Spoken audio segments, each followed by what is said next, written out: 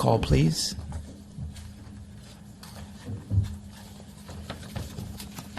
Yes. Commissioner D'Amico? Present. Commissioner David? Present. Commissioner Ruig? Here. Vice Chair Courtney? Here. And Chair Tencher. Here. Thank you. Right. Would you please rise for the Pledge of Allegiance? I pledge allegiance to the flag of the United States of America and to the republic for which it stands, one nation, under God, indivisible, with liberty and justice for all.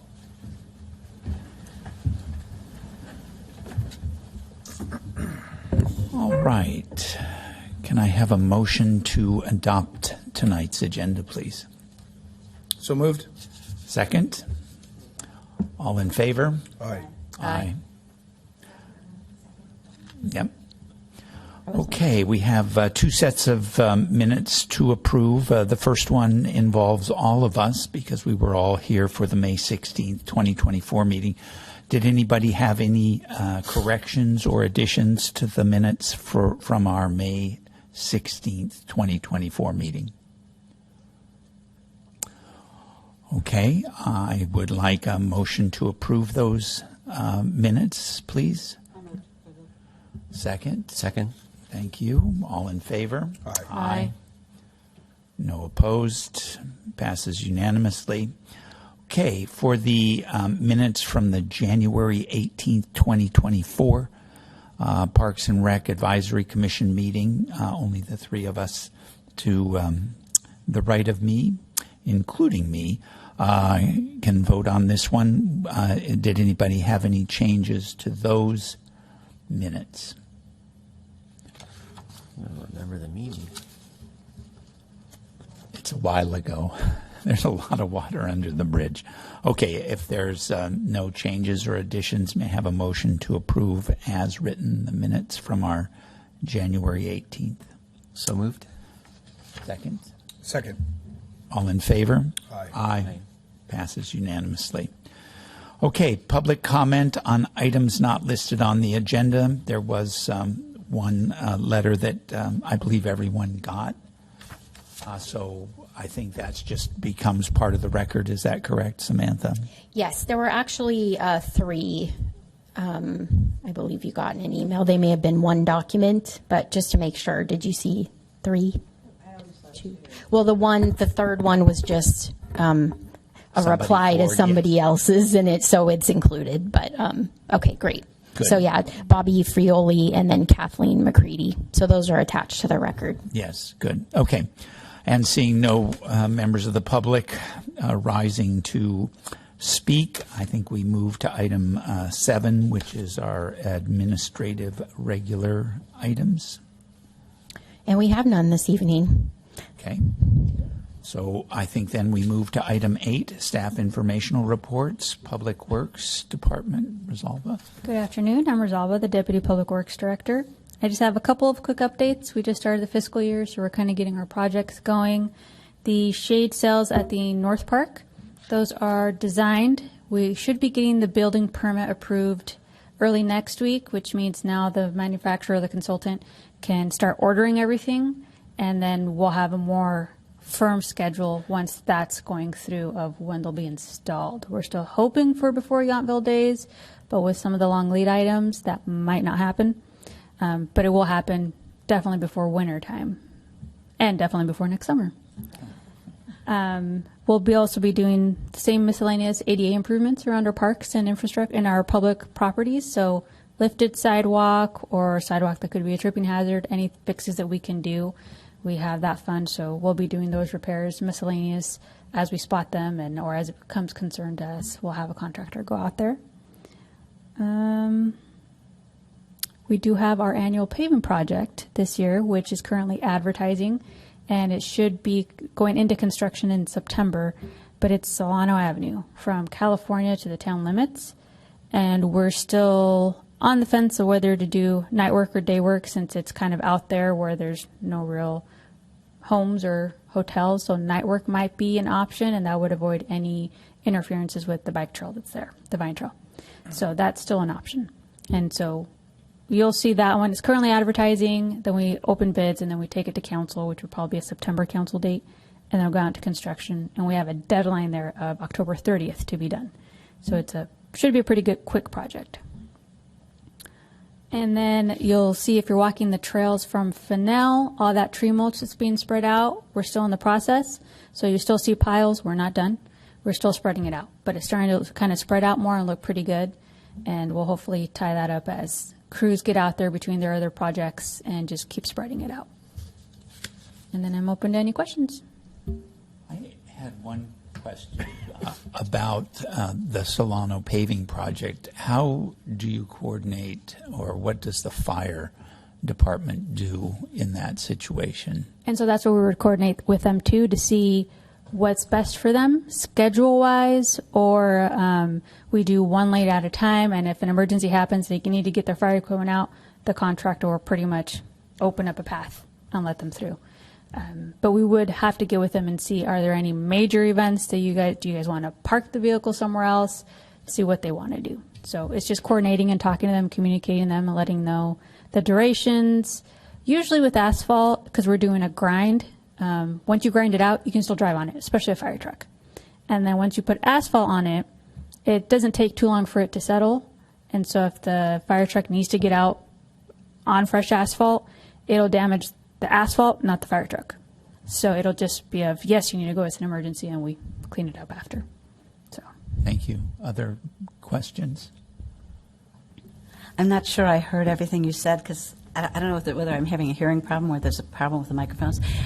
Did you address the plot of land that's right behind the bocce courts that was originally slated to have a dog run, and that was that plan did not go forward, but it looks like it's been kind of cleaned up, and I'm wondering what the status of that is, either at a parking lot or what. So the project for that is in this year's budget, so we're going to be doing a parking lot. So right now I'm currently designing that one. We have a lot of components to it, so we do just we clean it up during the year, just to keep it clean, but it will be paved. And so there's a couple different components with that, not just the type of parking there, but potentially putting infrastructure for future EV charging stations. But we have to coordinate with PG&E on that. So if we put the infrastructure for that in now, we can have everything done, and when we get the upgrade in the power service, we can do the charging stations. So there's different components to it. Once the design gets further along, we'll probably bring an update here and an update to council before we do move forward with any work. So before you see any paving happen out there, anything permanent, you'll hear an update. Thank you. Okay, no other questions? Oh, please. Yeah, thank you, Chairman. I've been looking at what I think is a ballot measure that could have some positive impact. Do you feel comfortable talking about the Napa County measure and the extent to which the town would benefit with its passage? Would that be the new Measure U that was the formerly Measure T? The one that's, I saw a figure just a shade under $1 million, like 850,000 in revenue. If it's Measure U, so we currently get Measure T money. Right. And that's what we do for all our paving projects. We use the Measure T pot of money. Right. With the updated measure, we would actually get more money.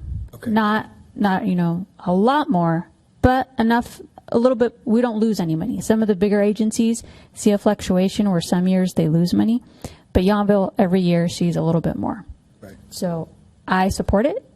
I think more money for us would be great. And because we're smaller, that money does require certain improvements to trail facilities. And because we're a smaller agency, we aren't able to contribute on our own to meet those requirements. Right. So the Measure U and Measure T stayed the same, where it's a collective responsibility. So we're able to coordinate with the other agencies to make sure that requirement is met, and so we still get the funds. So okay. So I was just curious. In the town, does staff begin to explore and prioritize things, or is it a more collective approach? St. Helena and everybody. That was my curiosity. It varies. Okay. So when we did the Hopper Creek Trail, so it's a 6.6% match using our own funds for trail improvements. Okay. But that 6.67% is all the agencies, not just like us. So our Hopper Creek Trail project, we were able to contribute a lot more than what we would have technically had to contribute if we were on our own. So we're able to say, the first few years of this Measure T, the old Measure T, we did a lot of work to meet that 6.67%. We're kind of out of the facilities to do any more, but the other agencies have a lot of facilities to meet that 6.67%. So as long as it's collective, we're still meeting that match, which is really good for us. Yeah. Because we can use the Measure T funds for just paving projects.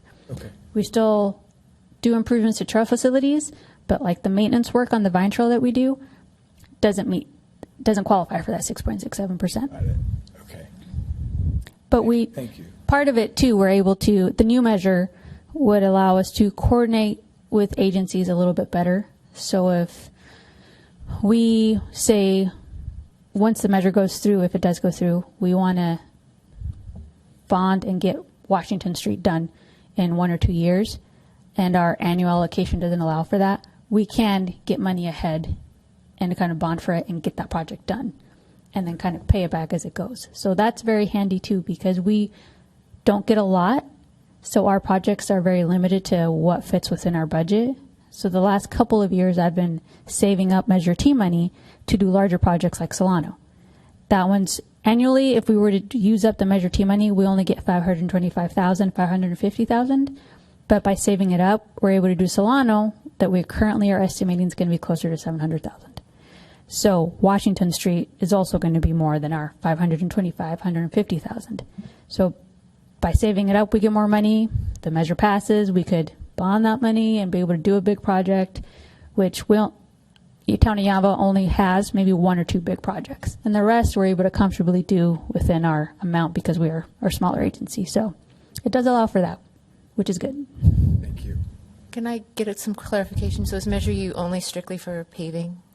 Yes, Okay. but different components. So you can use, it's street money. So it's paving, sidewalk improvements for those streets, and then you could also use it for administrative costs.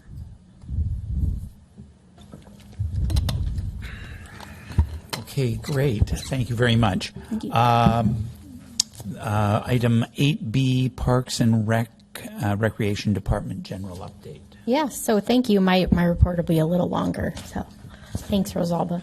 But I wanted to give an update first on the Yountville Commons and the interim uses and kind of where we're at right now, and answer any questions, and then I can go into the role of the commission as we move into the public process that's going to be starting in August, and then I'll give you kind of a more of a current and upcoming programmatic update. So if you, I know Alan was at the council meeting, but if you watched it, there were several things that happened on Tuesday night in regards to the interim uses of the site. An agreement with Donovan's Wellness LLC was, Donovan's Wellness LLC, sorry, my brain is tricking me, was approved, and that will be to run the fitness center and wellness center at the common site, which is very exciting. And he currently runs Calistoga Fit, which is a very similar model and works with the city of Calistoga. So we're very excited for that. There are quite a few tenant improvements that the town will be investing in to get the site ready for that. And that will take place in what was the library and then the 5 of the 6 classrooms that fan off of it. So although of course not going to be, a health quest, it's going to be a really terrific facility for Yountville. And they will be running and operating it. And currently, that's a 5-year agreement, and there's fee structure in place that would really benefits residents. There's a fee structure benefiting residents over the age of 55. So really been working hard to make this something that is a public benefit. So we're excited. We meet every Thursday as a project team to talk about the improvements that are moving forward. And so the goal with the Wellness Center is really hoping to have it open by early 2025, late 2024. So we're pushing hard for that. And then, as we discussed previously. The dog park is moving forward. The fencing went in. We worked really hard to choose fencing that didn't create the feel of, I think someone had used the term prison. So, we did a lot of research, and this is actually the same type of fencing that you see along the Vine Trail going south on Solano, and you may not even see it because it blends in so well. So we went with the same type of fencing to kind of create that environment. It is set in concrete, the posts, but it's what they call shallow concrete. So although to make it stable, we had to do concrete, it's not looked at as like a permanent fixture in their world. The gates are going in, painting happened, so the dugouts and the backstop and that whole area was painted and cleaned, and our crews, Leo, Manny, are working really hard on getting the irrigation sorted out. So you'll see some areas on the field are greening up nicely, and those are the areas where we've been able to make the extensive repairs to get the sprinkler system going.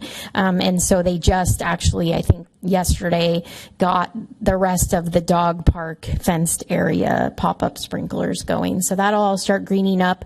And our discussion is that they're going to aerate the area, do a drag to clean up any debris, and then they're going to overseed it to just try to get a little more substance under there for the dogs before we open.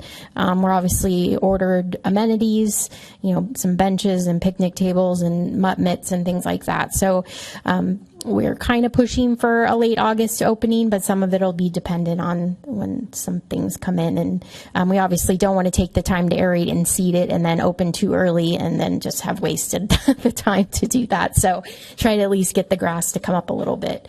So that's really exciting. I think there's a lot of excitement building. What we talked about was creating a Canine Commons liaison group, so a group of interested people in the community. And so we have 5 so far, and we're going to be meeting in the next couple weeks to talk about kind of what that means and how that group can work closely with town staff as we roll that out to mitigate any issues that might come up and have just open communication and feet on the ground all the time. So some of them are dog owners, and there is at least one that is not. So I'm trying to get a good cross section there. And then there was the Yountville Farm Stand. So that is an agreement that was approved with Hoops Vineyard LLC, and they are actually been our partner with the Oasis Farm Stand that we started down at the community center. And but the agreement, Oasis is their nonprofit entity, but the agreement's with Hoops. And so the goal there is to operate the Snack Shack as more of a year-round farm stand. They've agreed to 6 days a week, up to 50 hours a week, where it would be, fresh produce and other types of items, and then as well as like fast, food type stuff, coffee. They have also agreed, which was important to us when we started talking about this, to provide the concessions for any home Little League games and really be supportive of any other types of community events that may happen in the area. So far, it's been a really great partnership. They're very, Lindsay is just a very out-of-the-box thinker, has some terrific ideas about working with the Culinary Institute of America, bringing in, chefs up and coming, doing a week at the farm stand and things like that. So there are some site improvements that'll have to happen around there, around that Snack Shack and the bleacher area. It's not super ADA accessible. The asphalt is not in good condition. And so there'll be some site work and grading that needs to happen. And then we're looking at kind of a paver type surface to go all the way to the bleachers to really create a good surface. And then talking about how to kind of continue that under the bleachers. So we're still coming up with a plan with our pound management about that. So how to best approach that so it's cohesive. And then the backstops, the dugouts, the facility will all be painted again. The commercial kitchen itself is in great shape. There's a commercial hood in there, and the sink system with the grease interceptor, which are really the things that you need for a commercial kitchen. It's all very much intact. We'll just get it serviced and cleaned and up to date. And then as the tenant, they'll bring in whatever other things that they're going to need to make that successful. So I think that's going to be a really great entity for the community, just other options. So that's in the works. And then is there any questions about any of those interim uses while we're here? Yep. I just wanted to say there is a very good article in the Yountville Sun today that covers the addition of both the fitness center and the farm stand, and it's very thorough. So if anybody hasn't had a chance to read it yet, it's in this week's issue of the Yountville Sun. And I want to say that and this may be premature because you may have a further report on this, but I'm just really personally very delighted that we have moved forward so quickly with some of the key objectives that were articulated in the master plan between the dog park and the fitness center, which I just learned about today from the Yountville Sun. Actually, I'm just so happy with those projects and they're moving forward so quickly. I just wanted to congratulate the town for working on those projects so rapidly and seemingly so effectively. I'm very pleased about it. Thanks, Myrna. I have a quick comment, too. Yes, would you please? I'm sorry, Commissioner. I just want to say I really love that you're going to use the Snack Shack as a resource because it's just been sitting there for years and it's a beautiful It little is. kitchen. So thank you for having that insight and using that resource that we have. Yeah, that's really Brad's. I mean, he's been pretty passionate about that. Like, there's Yeah. this commercial kitchen built by Thomas Keller, which, it is. And even when Little League was utilizing it to its max, their season is very short. And so it's a great asset that we have now. And, but also, wanting to support Little League through that too. And, Lindsay's super great about talking, everything will have a resident discount. And so we really discuss the public benefit behind, these things to make it for the residents. Yeah. Yeah, I just wanted to, I don't know if everyone noticed, but I noticed that your report on that was real rapid fire. Oh, okay, sorry. It's all in your head. And oftentimes, these kinds of undertakings are delegated to a private sector employee, a consultant or whatever. And although we may get some support, I'm really impressed with staff. I'm really impressed with how you guys are operating. I mean, it's just added. It's not what you've been doing for years and years. It's just an additional development project. And I really want to compliment you and your team. I really do. It's extraordinary work, and it's pretty impressive, Sam. Yeah, I think, Yeah. I mean, and Rosalba can attest to this. Like, at first it was kind of like, oh. But I think, we meet every Thursday, and it's really a group effort. I mean, it's really coming together well. And I think, it is stretching us. We have a new parks maintenance worker coming on to help, with some of that. But as far as the development that's going on, it's been an intense couple months, but it is very exciting. I think that's the part that drives us. So thank you for that. Good. Any other questions? Okay. All right. So moving on, you may have seen some information about upcoming work as far as the long-term plan for the common site. And so the public, and you're included obviously as residents and public, to come to any and all of those things. But specifically on our September 19th meeting, we will have a study session with the consultant, and we'll talk about things related to Parks and Recreation on the site. And so the format of that, I'm not so sure of yet, but he will lead you through a series of things. But my understanding from how I can, help you to prepare is most likely just to really look at the master plan, so that we are kind of focusing on some of those long-term and short-term goals that we had in there. And it's not to say that, we still look at a wellness center and gym as a interim use. We're still looking at the dog park as an interim use. And so, you can also weigh in on whether or not you feel the importance of some of those things to be permanent. That's something we can talk about. But then if there's anything else, the master plan is a great resource because we went through that process, but there could also be things that just in your mind and from what you're viewing in the community, need to still be a part of the conversation. The pool is something we talk about in the master plan and, other things, but there could be, things that you're seeing in the community that need to be addressed as well.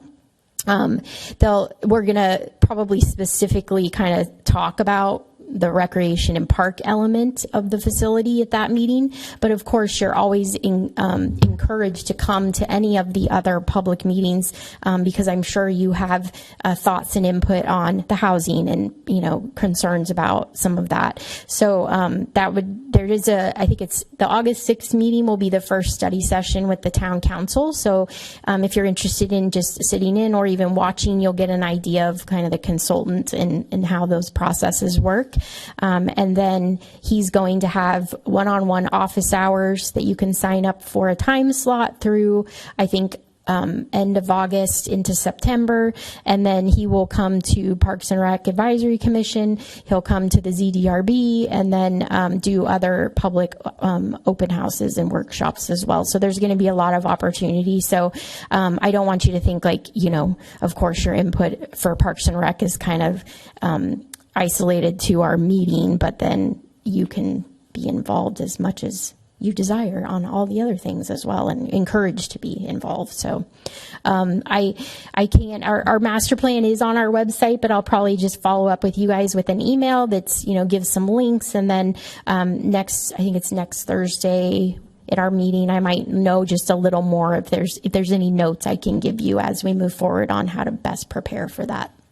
Okay. Let's see. I'm sorry, we have a Oh, yeah. question, Samantha. Oh, absolutely. All right.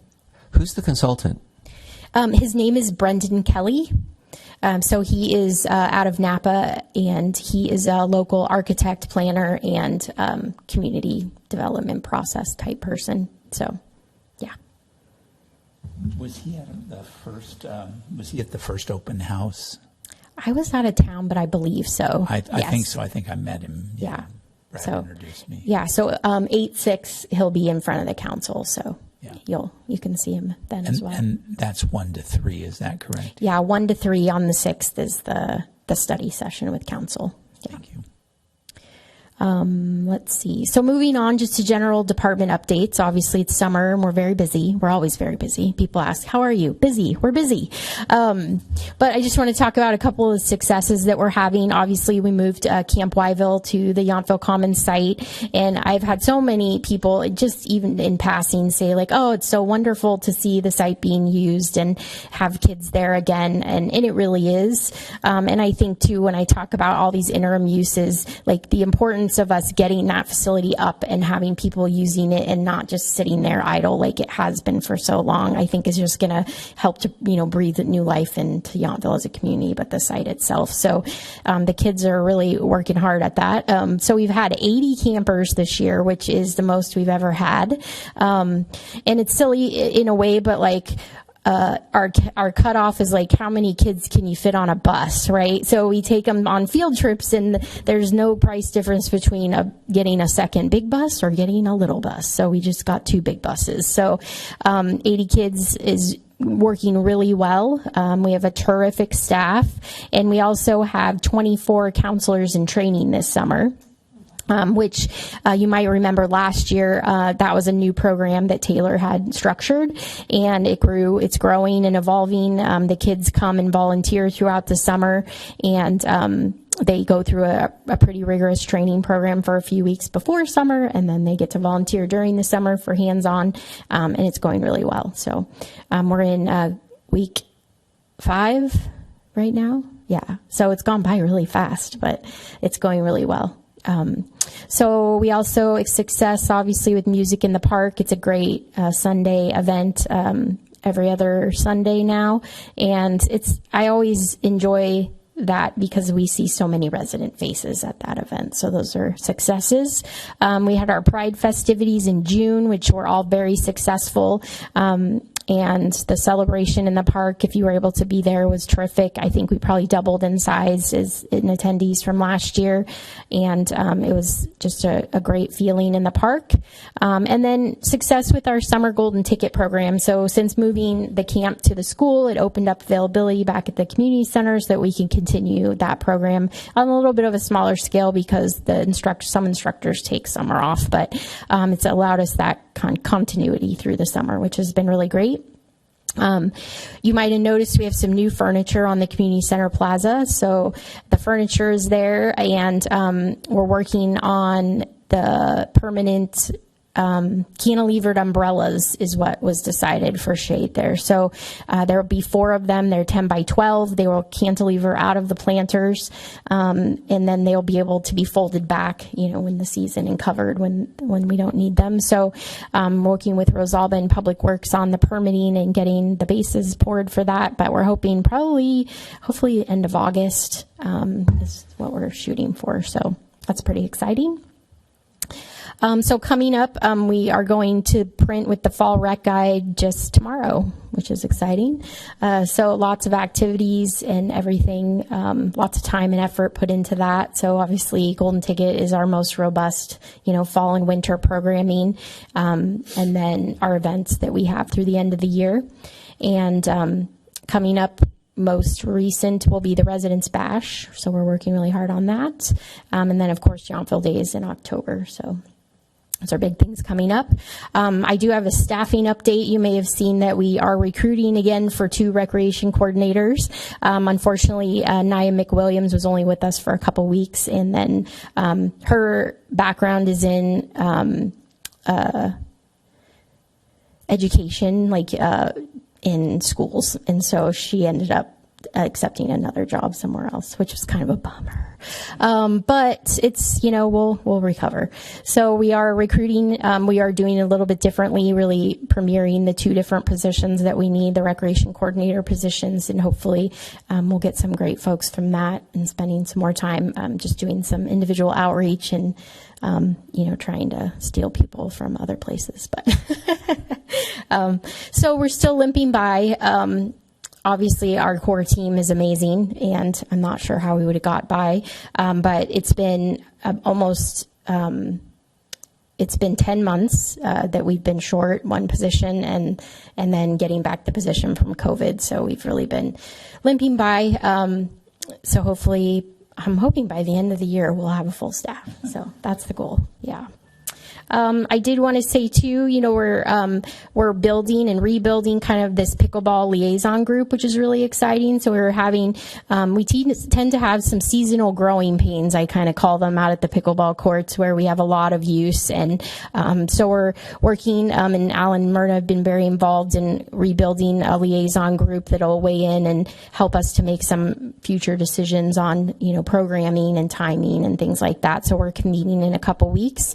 But it's great. We have a lot of interest and involvement from our community members to become part of that group, and we'll kind of facilitate through looking at we did a survey it's been a couple months now, but had over 100 responses to that. So looking at that data and then talking about tweaking some things so that we can, serve people the best we can. Our pickleball courts are very popular.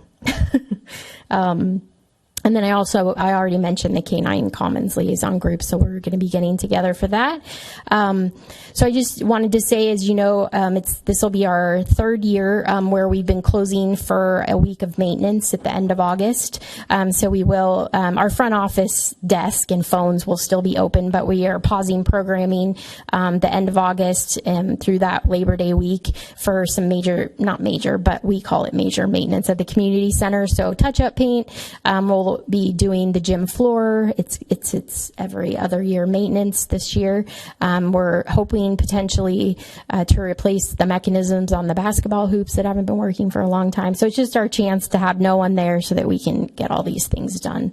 And we'll do outreach, of course, but the majority of people who register for our programs know that they're skipping that. And then we start up the Monday, I believe it's September 9th is when our Golden Ticket starts for the next cycle. So the Fall Rec Guide will be in mailboxes the first week of August, and then we start registration the week right after that. So boom, boom, boom, getting it all done. But I'm happy to answer any questions that you might have about programs and events and such. Does anyone have questions for Samantha? This isn't a question, but I wanted to compliment Karen Cole, give her a shout out. She's at those concerts all the time. She manages all the details with a smile. I really like her. She's doing a great job. Yeah, Karen is one of our core people that I'm not sure we would have made it without the last couple months. So she's a terrific asset for us. Other questions.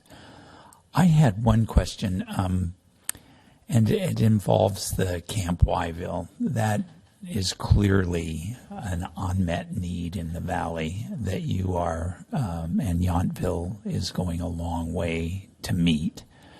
And we have this wonderful facility that next door that is open, but we're also in the process of starting to fill it. So can you maybe clue me in on a little bit longer term, like next year after the fitness center is open? What's the thinking about where the campers are, how big the camp would be? Yeah, because I think you could grow it as big as you wanted. Yeah, it's kind of crazy, and it's a great point you're making, and the thing too is like we get a lot of questions like, well, how many of those kids are, especially when we were displacing golden ticket classes during the summer when we lost the camp, we would get a lot of questions about, well, how many of those kids are even Yountville residents? And it's like, some of them are, but it's not the entire point. But it is a fully cost recovery program too. So I like to make sure people understand that people are paying for this, and where the town is not subsidizing this childcare.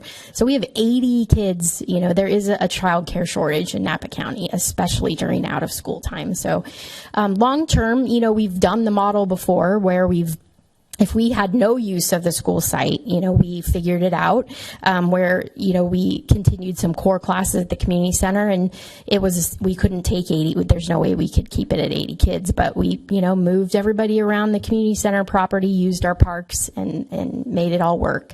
But in the short term, the nice thing is we have what we're calling now the Commons Hall, which was their multi-use room.